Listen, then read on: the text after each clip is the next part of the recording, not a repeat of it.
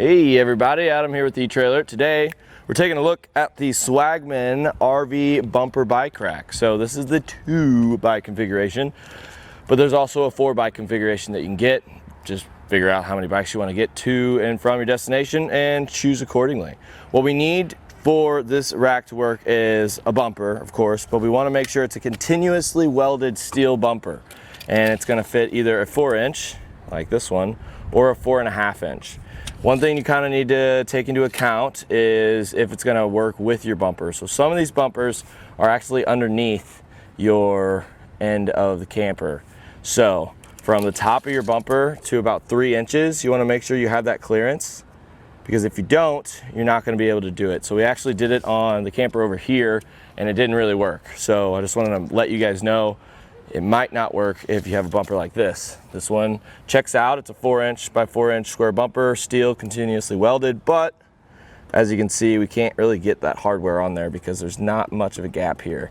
So keep in mind whenever you are looking for bike racks for the back of your camper, just take that measurement, and if it's good, you can use the Swagman. Both the 2 and the 4 bike configurations are gonna have some limitations when it comes to weight. So 30 pounds per bike is what both of them are going to be able to handle. So we don't want to throw some electric bikes on there, not going to be for you. But we do have different spaced cradles. So when it comes to fat tire bikes, if it's under 30 pounds, we might be able to get it in there. So about 4.5 on this bigger slot, but even just right here, right closest to the vehicle, which is where you want to put your heavier bike, that's up to like 5.5. So I think fat tire bikes can be used here. Just make sure that it's not going to go over that 30 pounds per bike. When it comes to wheelbase, if you have kids bikes, whatever, what you really want to do is kind of put all the bikes that are similar wheelbases together, because we can either spread this out or put it together to accommodate for those different wheelbases. But you are going to be limited, so I basically just picked 2 bikes that are basically the same size, and that's why it kind of works. So if you're trying to mix and match kids bikes with your road bikes, it might get a little tricky. So just know you have the adjustment whenever you're installing it. You can go wide, narrow, and then we can accommodate for different wheel sizes. So this used to be our spare tire carrier. We had to take it out. So if you have a lot of accessories on the back, this is kind of going to take up almost your whole bumper.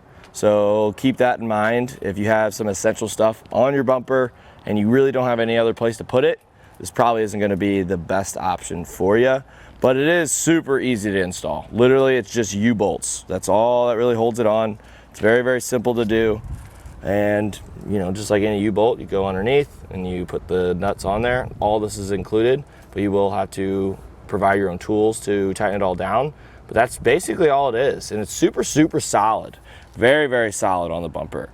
Just the rack itself is solid, but we are going to have to source our own way of strapping it down. I like ratchet straps just because you could really get a lot of tightness on them. If you use like bungee cords and stuff, you can, but I don't suggest it just because there's a lot of flex there.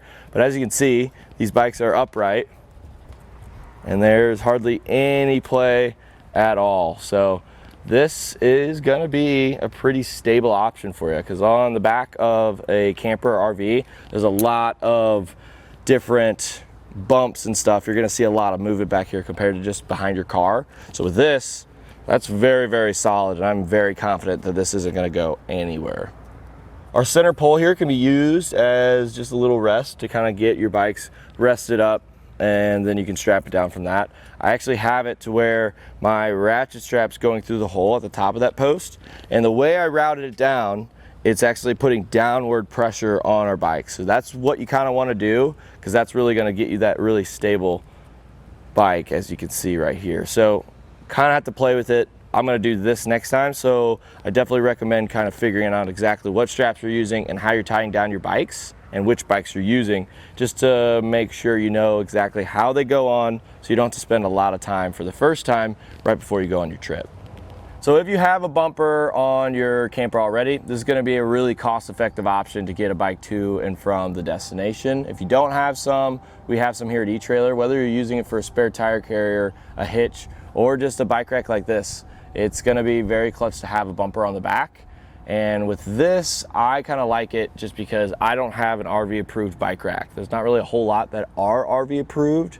So this is going to be a lot more cost effective than just buying an RV approved bike rack and a hitch.